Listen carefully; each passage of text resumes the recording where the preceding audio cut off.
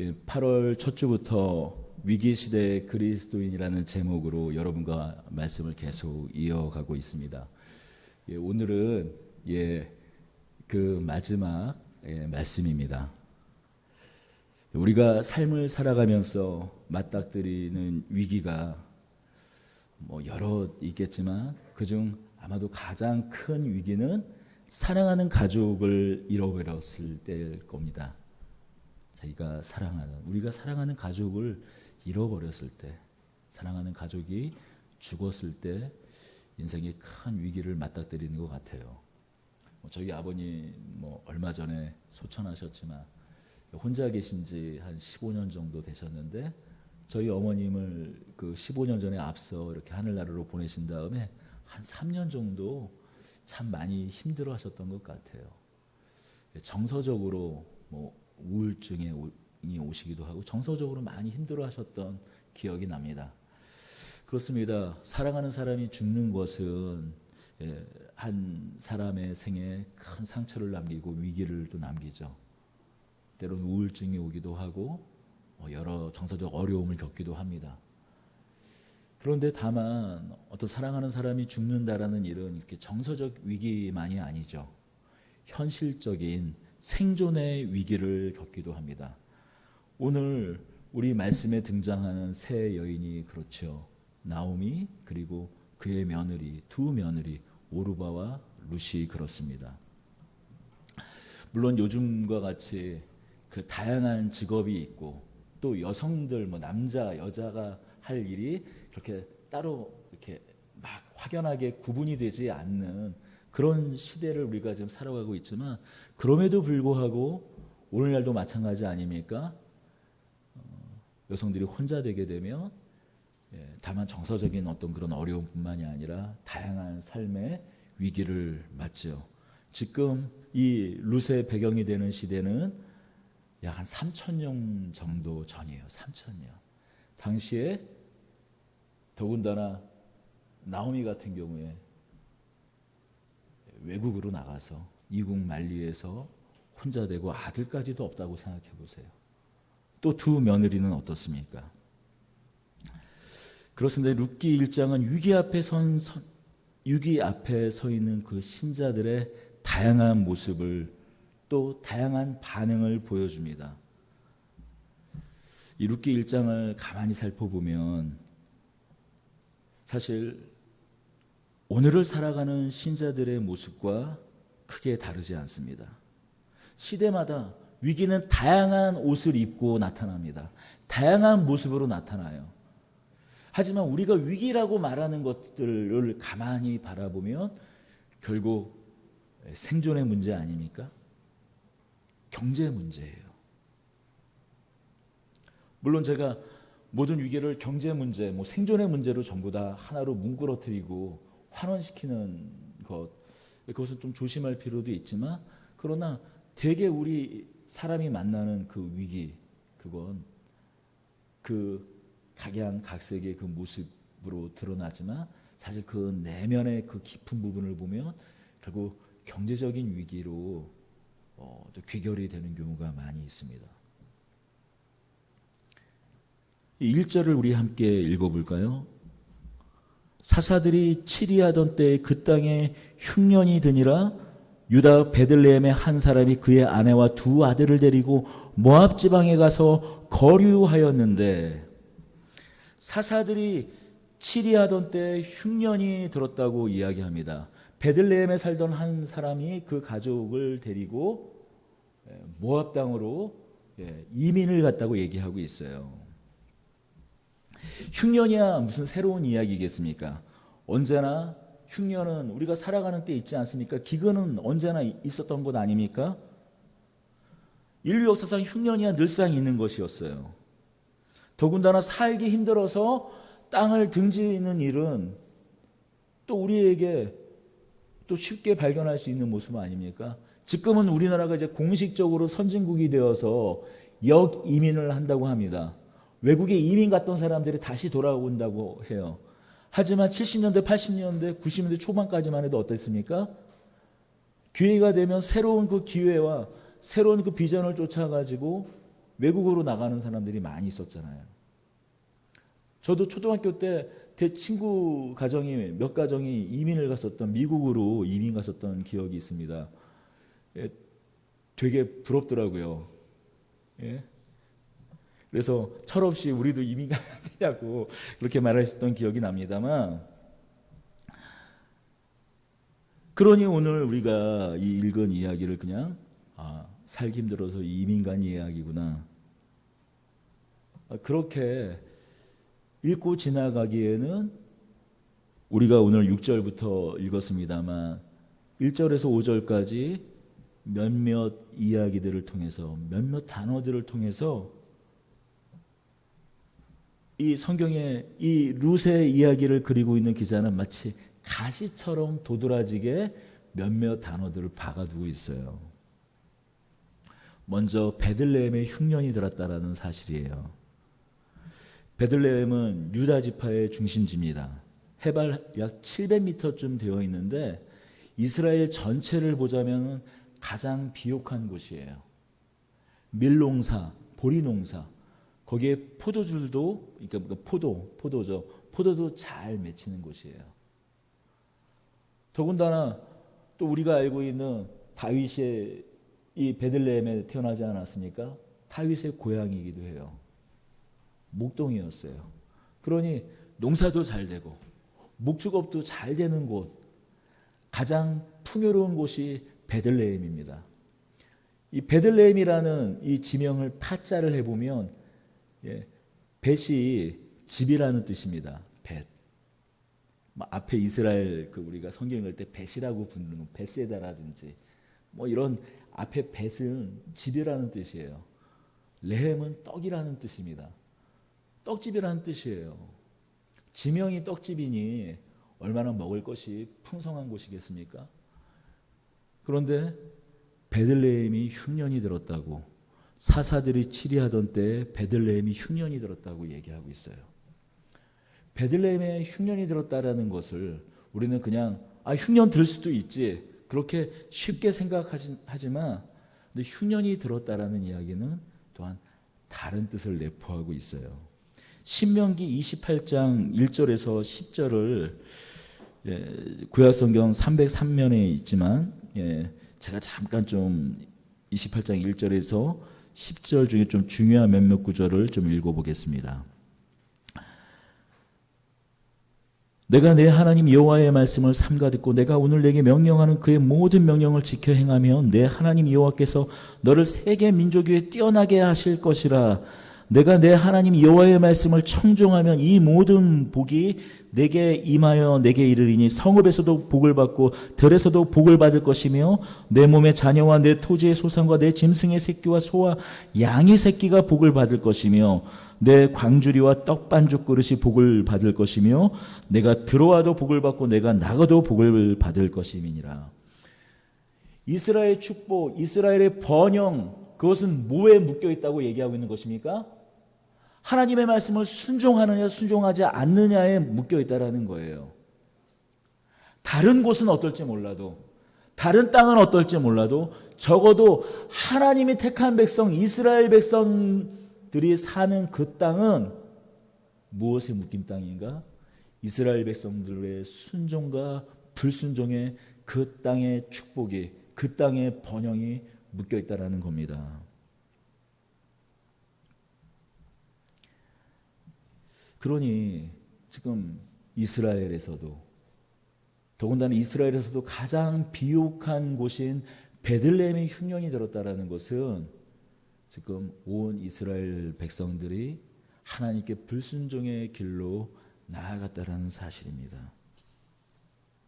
사사들이 치리하던 때 각자 자기의 소견대로, 하나님의 뜻이 아니라 각자 자기의 뜻대로, 자기의 소견에 옳은 대로 사사들이 다스리던 그때에 사사들뿐만이 아니라 이스라엘 백성들을 지도하고 이스라엘 백성들을 하나님께로 인도해야 될 사사들뿐만이 아니라 온 이스라엘 백성들이 지금 하나님의 뜻에 떠난 상황을 지금 룻기 1장은 베들레헴에 흉년이 들었다라는 것으로 이야기해주고 있습니다. 두 번째는 엘리멜렉이라는 사람이 자신의 가족을 이끌고 모압으로 이민을 갔다라고 말하고 있는 대목이에요. 아니 모압으로 흉년이 들어서 이민을 간 게 무슨 대수냐고 생각할 수 있습니다. 하지만 모압은 어떤 민족이었을까요? 모압 땅은 어떤 땅이었을까요? 하나님께서 저주하신 땅이에요. 모압 민족은 하나님께서 저주하신 민족입니다. 신명기 23장 3절과 4절을 보면 이렇게 말씀합니다. 암몬 사람과 모압 사람은 여호와의 총회에 들어오지 못하리니 그들에게 속한 자는 10대뿐 아니라 영원히 여호와의 총회에 들어오지 못하리라. 그들은 너희가 애굽에서 나올 때에 떡과 물로 너희를 길에서 영접하지 아니하고 메소포다미아의 부을 사람 부울의 아들 발람에게 뇌물을 주어 너희를 저주하게 하였다라고 말씀하고 있어요. 여호와의 총회에 들어오지 못한다라는 것은 무슨 말일까요? 여러분 좀 뭐라 그럴까 우리에게 있어서는 가장 끔찍할 수 있는 건데 개종도 허락하지 않겠다라는 거예요. 유대교로 쉽게 이야기하면 유대교로 개종도 허락하지 않겠다라는 거예요. 성전에 발도 못 들이겠다라는 거예요. 이스라엘 땅에 발도 못 붙이게 하겠다라는 겁니다. 그것이 바로 여호와의 총회에 들어오지 못하게 한다는 뜻이에요. 여러분 너희는 하나님도 못 믿어. 여러분 그것만큼 큰 저주가 어디 있습니까? 하나님을 못 믿게 하는 저주 그 이상의 저주가 어디 있겠습니까? 바로 모압 민족이 받은 저주예요. 암몬이 받은 저주입니다. 왜요? 하나님께서 택하신 이스라엘 백성들을 하나님께서 예비하신 그 땅으로 오게 하는데 가장 큰 방해를 한 사람들이 누군가? 바로 모압과 암몬이에요. 그런데 모압과 암몬은 어떤 사람들이었습니까? 알고 보면 이스라엘 백성들과 먼 친척벌 되는 민족이었어요. 아브라함과 함께 본토 친척을 아비집을 떠난 아브라함의 조카 롯 그의 후손들이 모압과 암몬 족속 아니었습니까?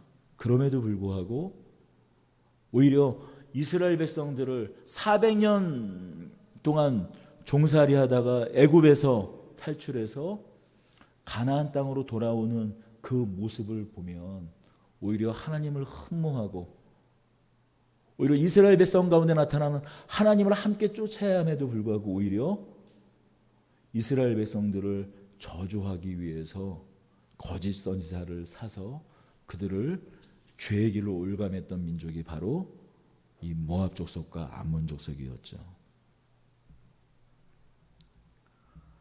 세 번째는 엘리멜렉의 이름을 주목할 필요가 있습니다. 엘리멜렉은 나의 하나님은 왕이다라는 뜻이에요. 여러분 우리 어렸을 때 학교 다니다 보면은 좀 이름이 너무 그 신앙적이고 기독교적인 이름이 있지 않았습니까? 뭐 최바울. 제가 올림픽 선수 중에서도 바울이라는 이름 제가 어떤 경기인지 모르는데 최근에 이번 이 그 도쿄 올림픽에서 몇몇 선수들 이름이 보니까 이런 이름이더라고요. 예, 제 동기 중에 그러니까 저랑 이제 신대원 동기죠. 이사야가 있었어요. 물론 아버님이 목사님이시긴 하셨는데 참 감당하기 힘든 이름이죠. 바로 윗기수 선배 중에서도 이사야가 있었습니다. 그래서 큰 이사야, 작은 이사야 이렇게 불렀었는데 뭐 이사야 정도는 그래도 괜찮죠. 제 아내 동기 중에서는 모세라는 이름도 있었다고 하더라고요. 결국엔 그 선배도 무슨 철학과 선배였다고 그러는데 제 아내 뭐 동기인가 선배가 그 모세라는 그분 결국 나중에 목사님이 됐다고 합니다. 자기 자녀를 향해서 하나님은 나의 하나님이다. 그 부모가 그 이름을 지어줬을 때는 어떤 기대감을 갖고 그 이름을 지어줬을까요? 다른 사람은 다 하나님을 떠나더라도 하나님을 등지더라도 너의 신은 너의 주님은 오직 하나님이니 하나님을 따르고 살라는 그 부모의 염원을 담아서 그런 이름을 지어주지 않았겠습니까? 그리고 잠깐 이렇게 방황하고 힘들 수 있죠. 하지만 항상 어떤 생각을 하겠습니까? 자신의 이름을 되새길 수밖에 없잖아요. 그런데 나의 하나님은, 나의 왕은 나의 하나님이십니다. 나의 하나님은 왕이십니다라는 에비멜렉이라는 이 이름을 가진, 엘리멜렉이라는 이 이름을 가진 이 사람은 고향 땅 베들레헴에 자신이 살고 있는 땅에 흉년이 들자, 기근이 들자 그 땅을 떠납니다. 다른 모든 사람이 다 떠나더라도 그는 떠나지 않았어야 했을 텐데, 그 아버지의 믿음을 생각했다며, 또 그 아버지의 믿음을 그가 따라 살았다면 떠나지 않았을 터인데, 그는 자신의 가족을 데리고 모압으로 이민을 가요.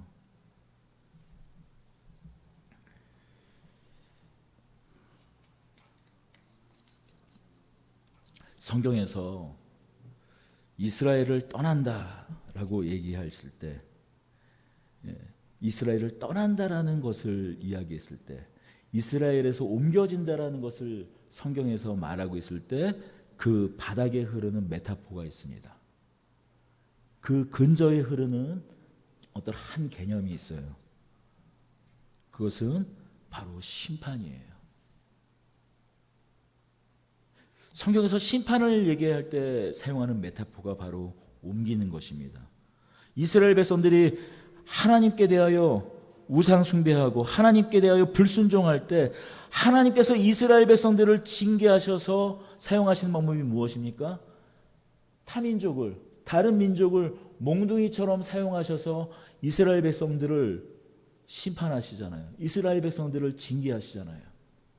사사시대가 이야기하는 거, 우리가 개척하고 얼마 안 있어서 사사기를 계속 우리가 함께 나누었습니다만, 여러분, 그들이 각자 소견에 옳은 대로 행하였을 때 하나님께서 모압을 통해서, 암몬을 통해서, 미디안을 통해서, 블레셋을 통하여서 계속 그들을 징계하여서 다시 하나님께 돌아오게 하였던 이야기가 무엇입니까? 그 사사기의 내용이잖아요. 지금 엘리멜렉이 이 베들레헴 자신의 땅을 떠난다라는, 옮긴다라는 의미는 무엇입니까? 스스로 심판의 길로 나섰다라는 얘기예요. 하나님께서 그를 심판하시지 않았는데, 하나님께서 그를 징계하시지 않았는데 그 스스로 징계의 길로 갔다라는 이야기입니다.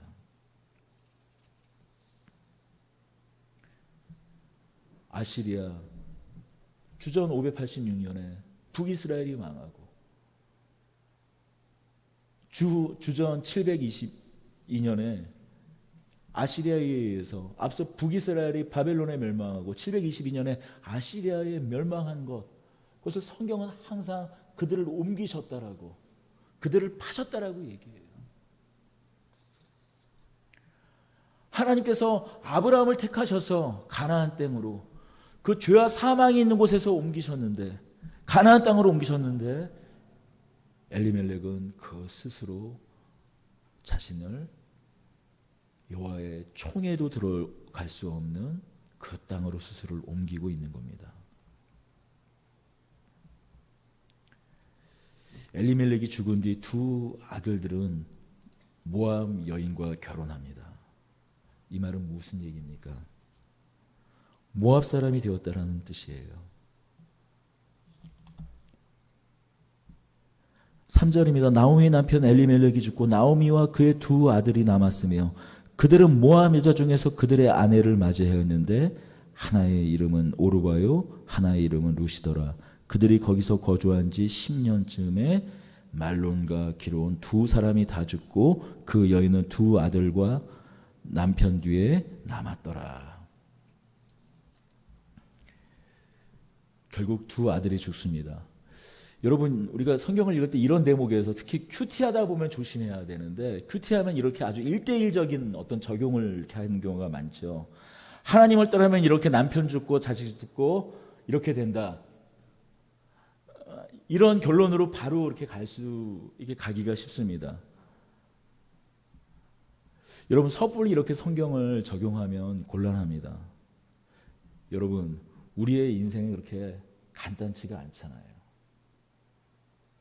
우리가 구약부터 신약까지 끝까지 읽어가면 하나님의 사랑이 여러분 이렇게 하나님을 떠났더니 남편 죽이고 자식들 다 죽이는 하나님이 아니신 것을 우리는 알잖아요. 그러니까 이 구절을 우리가 함부로 그래서 결국에 심판받아서 남편 죽고 아들 죽고 이렇게 함부로 이야기할 수는 없을 것 같습니다. 성경이 정말 말하고 싶은 대목은 바로 6절입니다. 우리 함께 6절 읽겠습니다. 그 여인이 모압 지방에서 여호와께서 자기 백성을 돌보시사 그들에게 양식을 주셨다 함을 듣고 이에 두 며느리와 함께 일어나 모압 지방에서 돌아오려 하려. 정말로 성경이 하고 싶은 얘기는 6절이에요. 우리가 신앙생활을 하면서 우리의 기대, 우리의 생각은 어떻습니까? 하나님을 믿고 하나님을 따라 사는 그 길 가운데 평탄과 우리가 생각하는 언제나 복된 길이 펼쳐지기를 바라지만 여러분 우리는 신앙생활을 하면서 우리의 생각과는 다르게 어려운 역경을 만날 때가 있지요. 어떤 경우에는 오히려 신앙생활을 하기 전 그러니까 믿음을 갖기 전에 하나님을 만나기 전보다 더 어려운 상황을 만나게 되는 경우가 있어요. 그런 많은 경우에 어떻습니까? 하나님을 떠납니다. 교회를 떠납니다. 공동체를 떠나요. 믿음을 저버려요. 여러분 최근에 우리 한참 80년대 후반 90년대 초반에 우리나라 국문의 그 인구 센서스를 하면 약 40% 정도까지 거의 2천만 명 넘게 그 육박한 그 기독교 인구가 이렇게 잡혔는데 지금 인구 센서스를 하면은 약 700만 명 정도 좀 왜냐하면 교회를 이렇게 옮긴다든지 하면은 교회에서 어떤 이렇게 그 제공을 하면은 뭐 그런 것들이 허수로 더 잡히는 경우 그런 것들을 이렇게 제거하고 그 실수를 이렇게 확인해 보면은 약 한 700만 명 안팎 정도 됩니다. 절반 정도 내려간 거예요. 너무 이렇게 간단하게 생각할 일은 아니지만 그 이유를 생각해 보면은 결국 하나님 믿어도 별거 없구만. 물론 말로는 교회에서 상처받고 교회에서 뭐 이렇게 오히려 어려움을 겪어서 교회를 떠났다라는 말로 표현하지만 실제로 그 내용 대화를 통해서 내용을 보면 이게 너무 제가 이제 속된 말로 하는 건지 모르겠습니다만 교회에서 별 재미를 보지 못했다라는 거예요.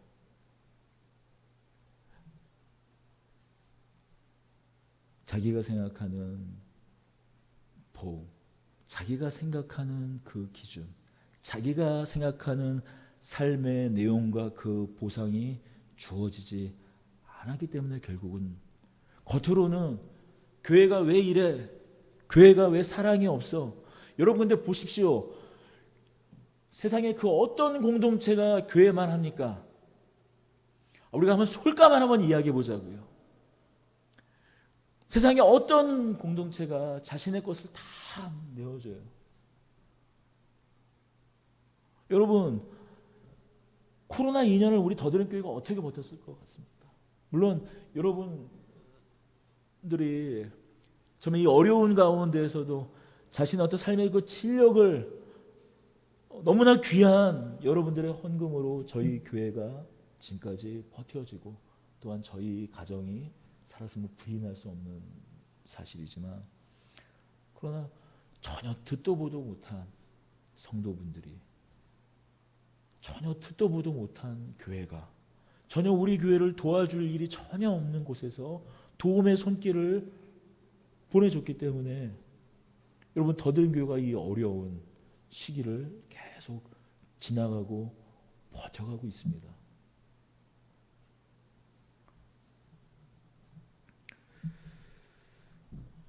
그럼에도 그렇게 사랑이 많은 곳임에도 불구하고 자신이 생각하는 그 기준과 보상이 주어지지 않기 때문에 결국엔 이런저런 핑계를 대고 교회를 떠나갑니다. 그러나 그것은 하나님께서 주시는 그 복의 내용을 잘 몰라서 그런 겁니다.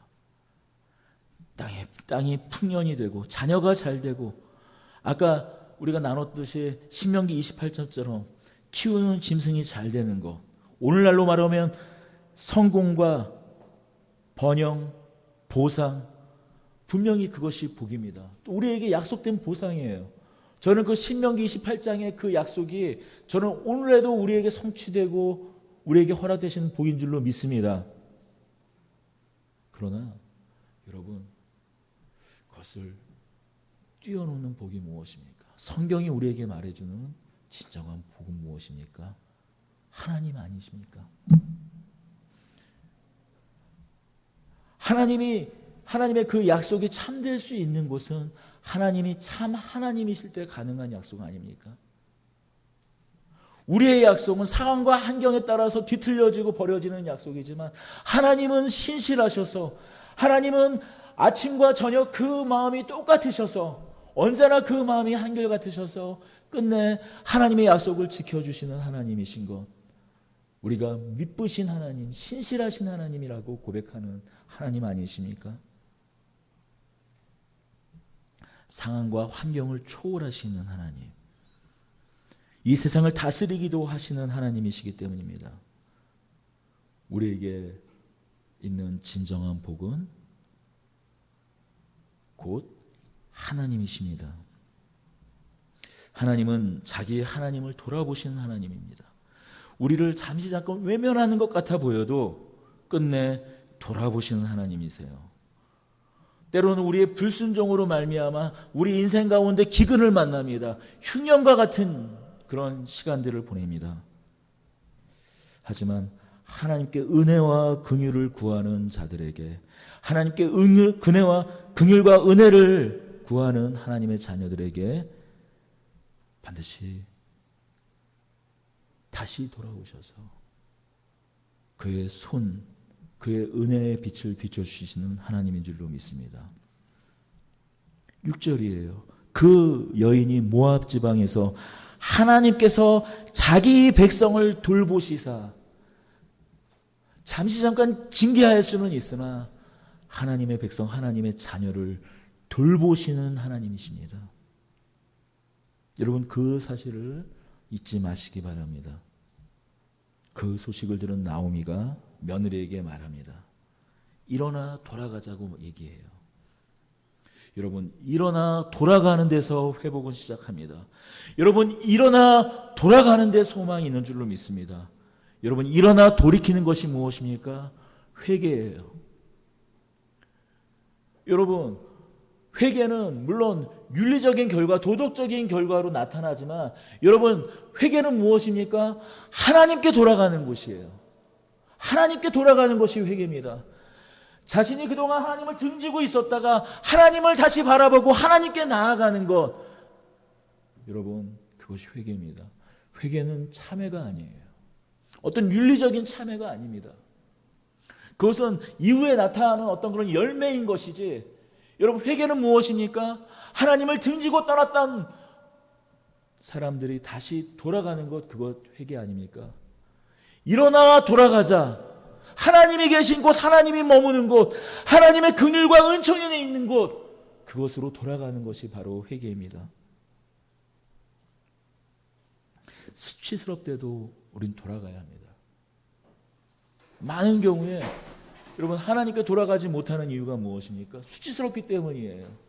내가 그동안 살아가면서 저질렀던 그 죄가 있는데 나도 알고 너도 알고 다른 사람들이 다 아는데 수군덕거릴까 봐, 쟤도 교회 다니는데, 아니 그럴까 봐 교회 못 가는 사람들이 있어요. 똑똑히 교회 갑니다. 저희 가족 중에 누가 그랬어요. 내가 살아가면서 지은 죄가 있는데 이렇게 살다가 죽겠다고 얘기했어요.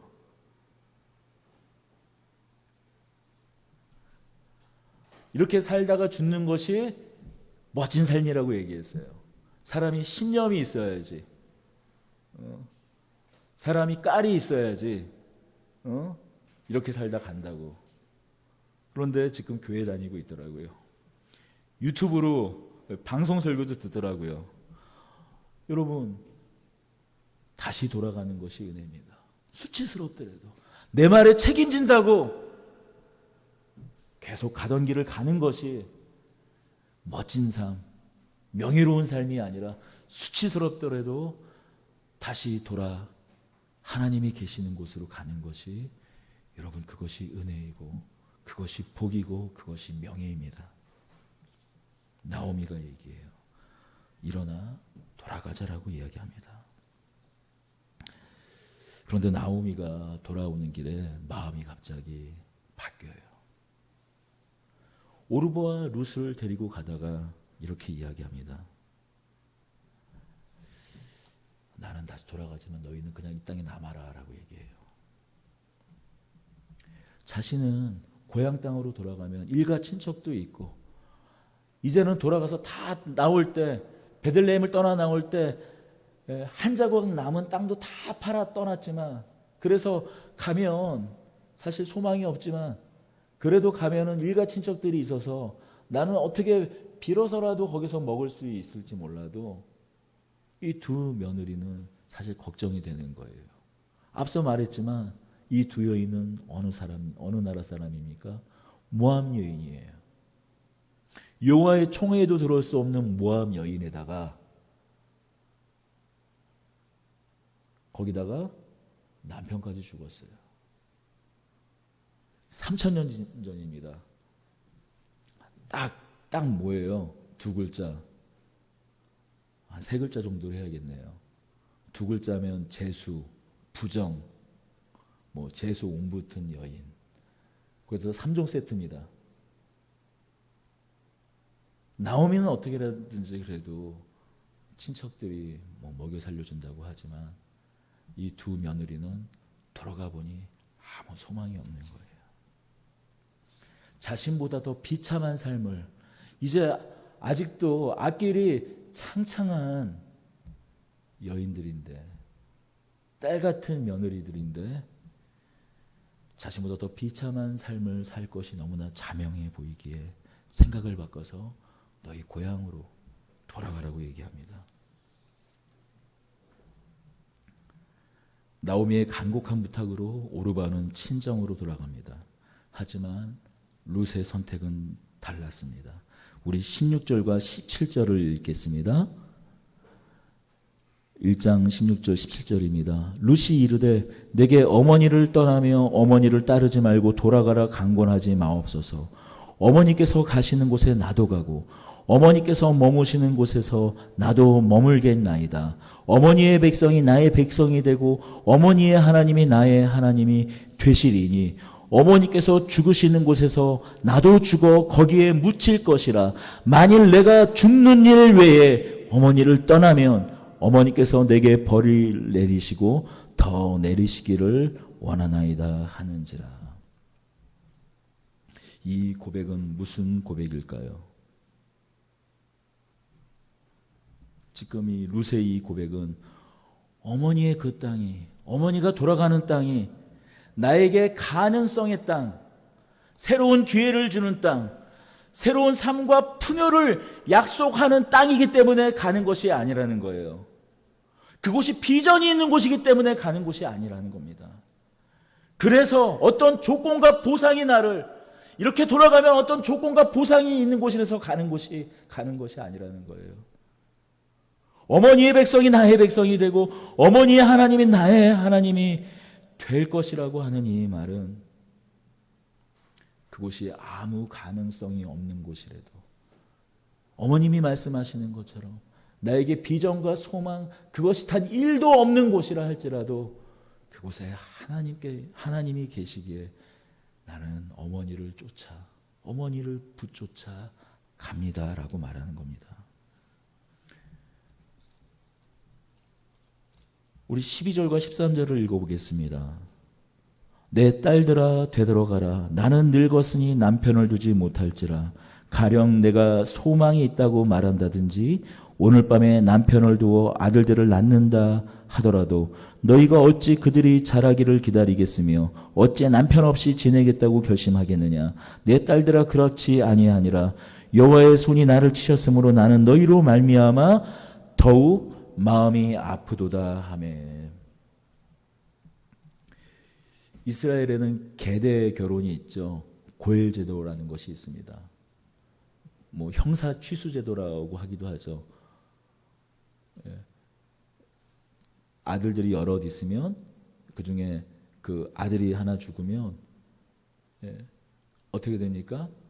그 며느리 혼자 된 그 여인을 그 다음 동생이 취하는 겁니다.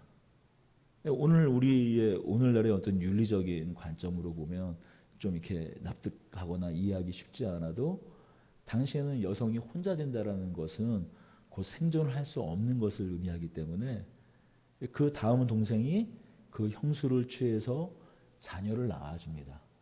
그래서 대개는 같이 계속 살지만 이렇게 자녀를 낳아주고 자기 몫의 이 땅, 자기 몫의 재산을 형 몫으로 남겨주는 거예요.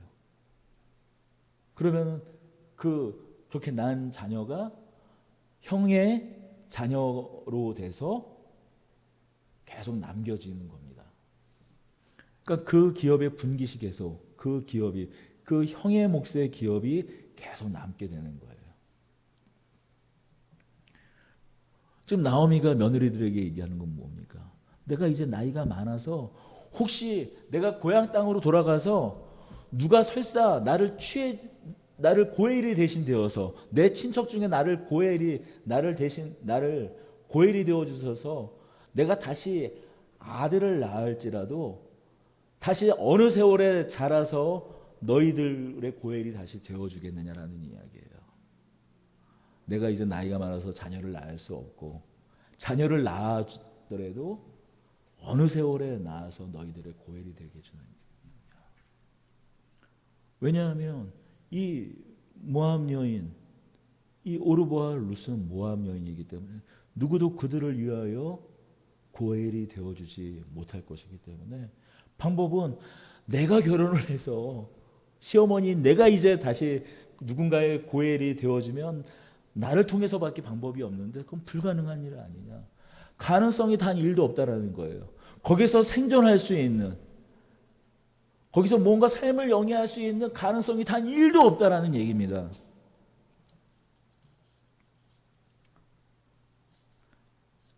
합리적으로 이성적으로 생각해봐도 룻이 그곳에 갈 아무런 소망이 없습니다. 가능성이라고는 1도 없는 그곳으로 가느니 차라리 모압 이 땅에 남는 것이 최선입니다. 며느리들에게는 모압에 남는 것이 대안이었어요. 친척이 있고 다시 모압 땅에 남아서는 재혼할 수 있는 대안이 있는 겁니다. 하지만 두 며느리 중 룻은 끝내 가능성이 1도 없는 어머니의 하나님이 계신 곳으로 갑니다.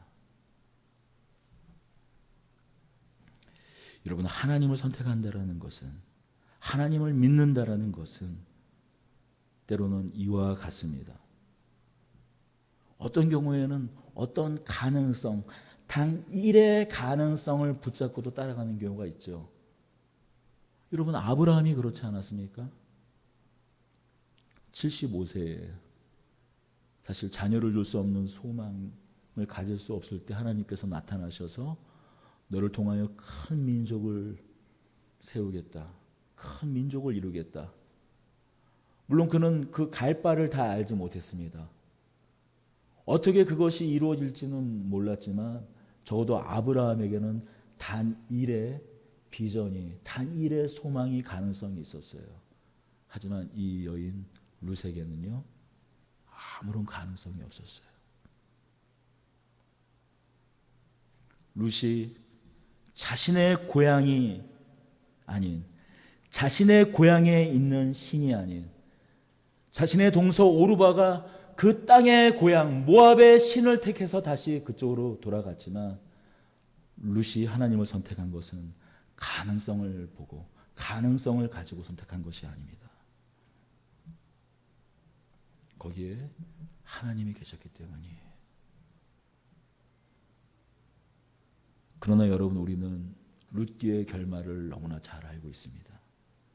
아무 보상도 아무 가능성도 없는 길을 따라 이 여인 룻은 어머니를 쫓아갔지만 하나님께서 룻에게 보아스를 허락하십니다.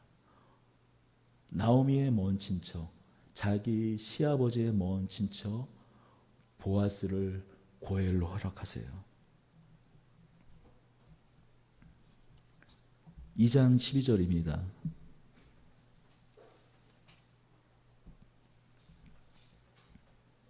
여호와께서 내가 행한 일에 보답하시기를 원하며 이스라엘의 하나님 여호와께서 그의 날개 아래 보호를 받으러 온 내게 온전한 상 주시기를 원하노라 하는지라.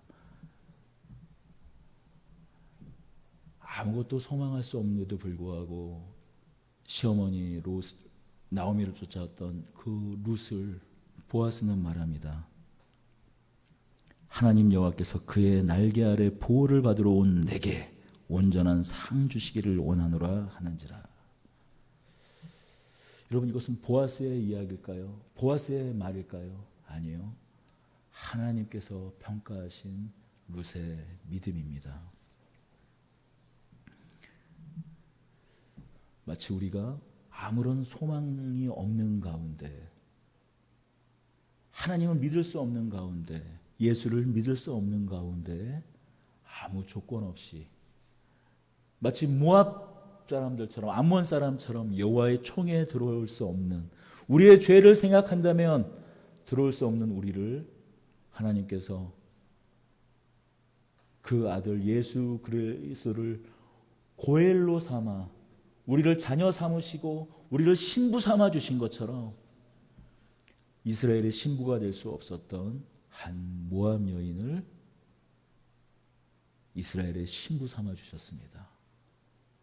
더불어 그 여인을 통해서 여러분, 그리스도가 오십니다. 하나님은 이 세상을 무에서 유로 창조하셨습니다.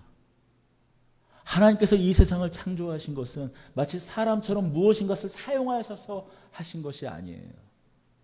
전능하신 하나님께서는, 전능자 하나님께서는 아무것도 없는 것 가운데에서 있는 것, 이 세상을 창조하셨어요.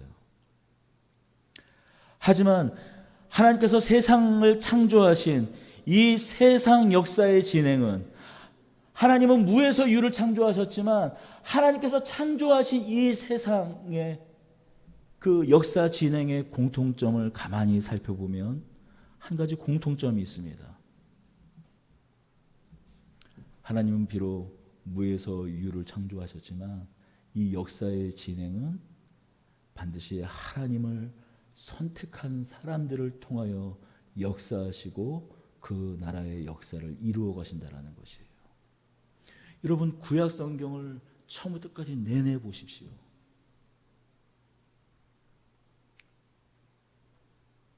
하나님의 세상 진행의 역사는, 하나님의 구원의 그 역사는 하나님을 선택한 사람들을 통해서 이루어진다는 거예요.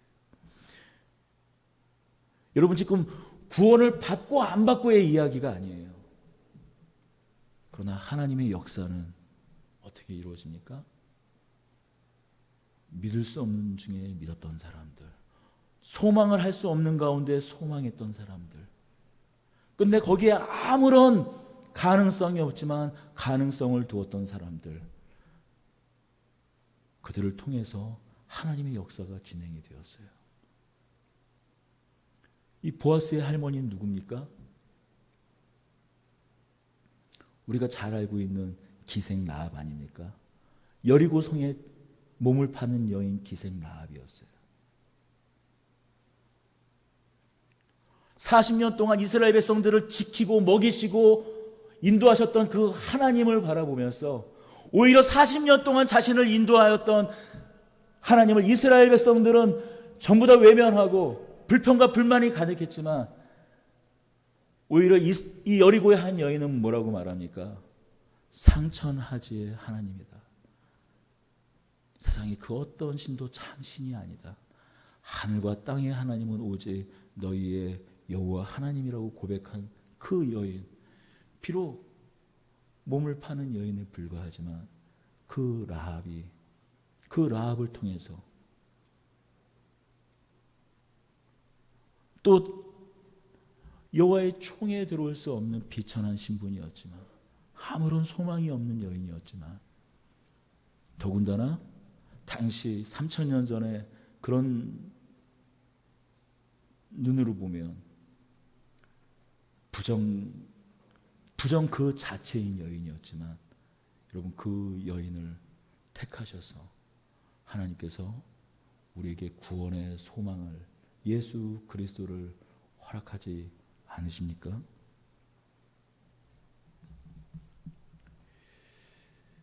여러분, 우리의 삶 역시 마찬가지입니다. 우리가 항상 고민하는 지점, 우리를 헷갈리게 하는 지점, 우리가 흔들리는 지점이 무엇입니까? 바로 이 보상이라는 지점이에요. 사실 우리의 모든 종교들이 마찬가지입니다. 결국 보상, 그것을 바라보고 어떤 신을 택하고 어떤 신을 믿습니다. 그리고 그 보상을 바라고 헌신합니다.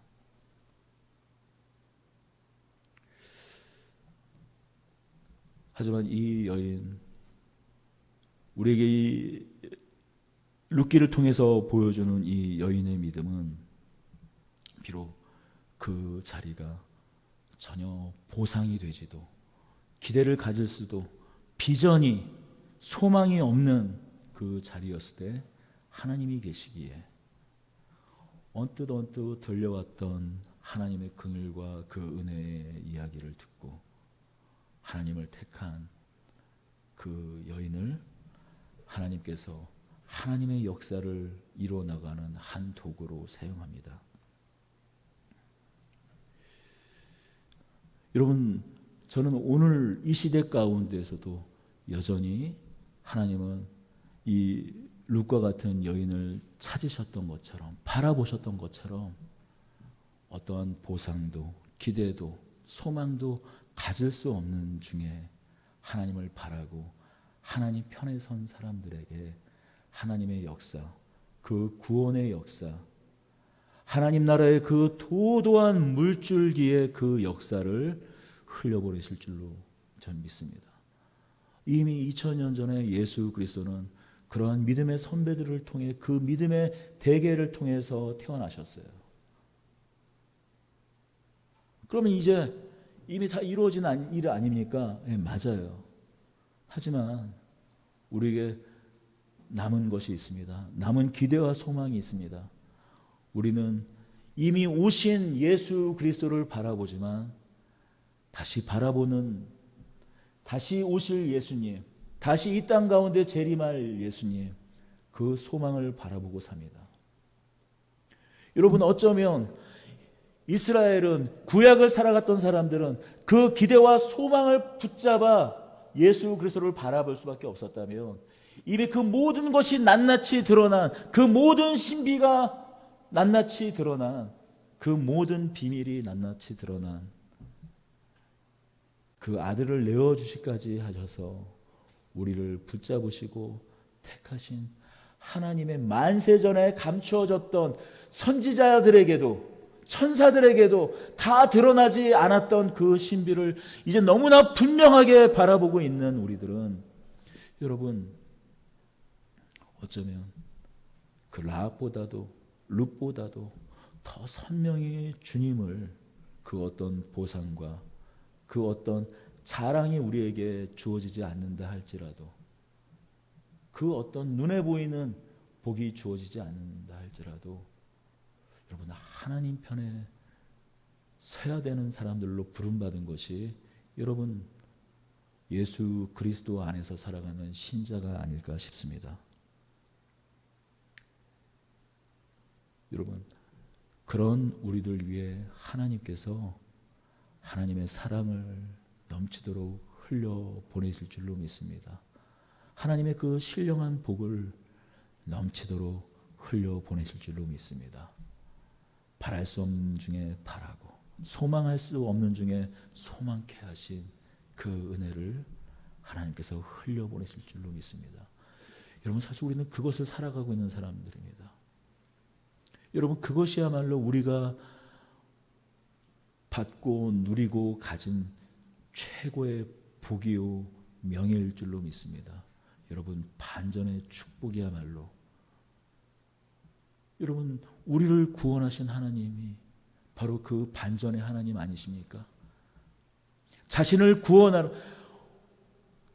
구원하려 온 세상 가운데 왔으나 구원하러 올 그 대상으로부터 버림받았을 뿐만이 아니라 오히려 십자가에 못 박혀 죽는 신이 오히려 죽음 가운데 살아나 자신을 버린 그들을 구원한 그런 기가 막힌 신, 그런 기가 막힌 하나님을 믿는 믿음이, 그런 기가 막힌 반전을 믿는 그 믿음이 우리의 신앙 아닙니까? 당장은 어떤 보상과 자랑과 결과도 우리에게 눈에 보이지 않을지라도 여러분, 부르신 하나님, 우리를 붙잡으신 하나님, 그분을 믿고 하루하루 넉넉히 살아가고 하나님의 선하심, 하나님의 신실하심을 믿고 따라가는 저와 여러분들이 되기를 소망합니다.